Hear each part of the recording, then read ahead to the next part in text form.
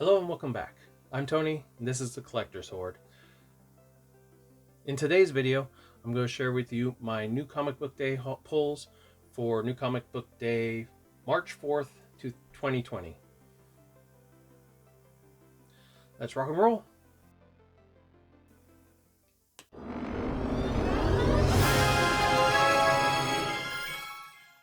If you haven't already, or if you're new here, please remember to like and subscribe below. Hit the little bell button to receive notifications on my new videos. I post my New Comic Book Day polls weekly. I also throw in videos for my random comic hauls throughout the week, occasionally every 2 weeks.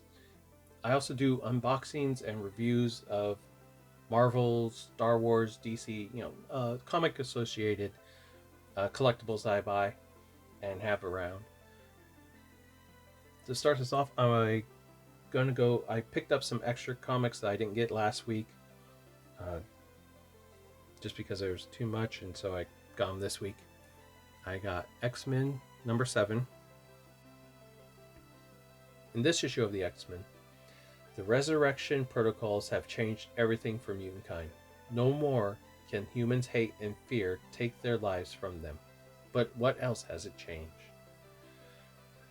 I really enjoy the cover by Leinil Francis Yu of Apocalypse with the Sword. I really like his art in general, but I really like how he's portrayed Apocalypse.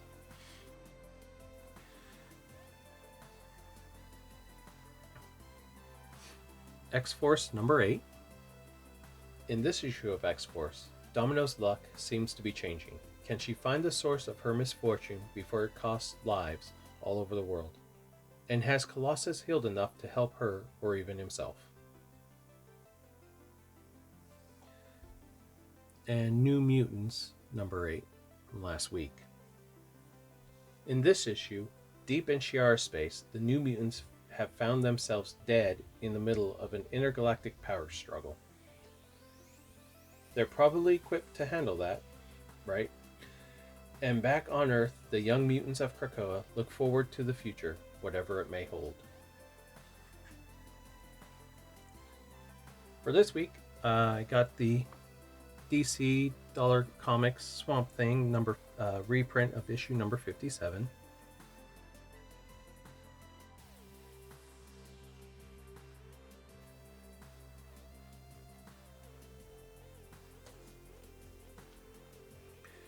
True Believers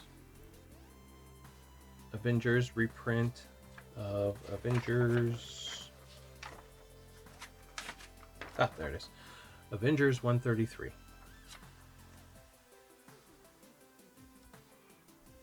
And True Believers Avengers reprint of Avengers 189.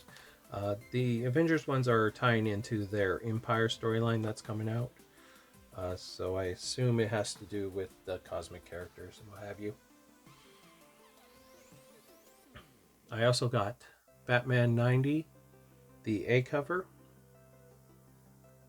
as well as the B cover with the amazing art of the Riddler there.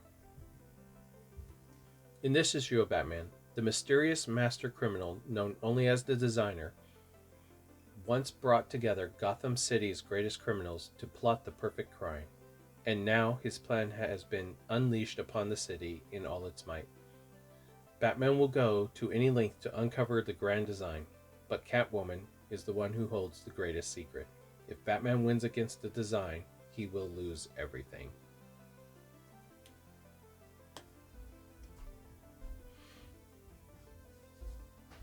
Marauders number 9. Bishop on the cover, and not sure who that is. In this issue of the Marauders, a very small attack on Krakoa grows into something much bigger thanks to Yellow Jacket. So that's who's on the cover. Can Captain Kate's crew spot him before his sting pays off?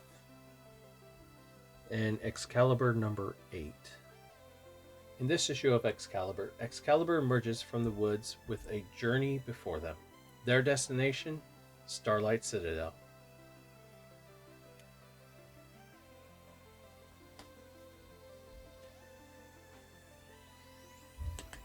For next week, I'm looking forward to the reprints of Batman 89 and Year of the Villain, Hell Arisen #3. The second printings of those are supposed to come out next week.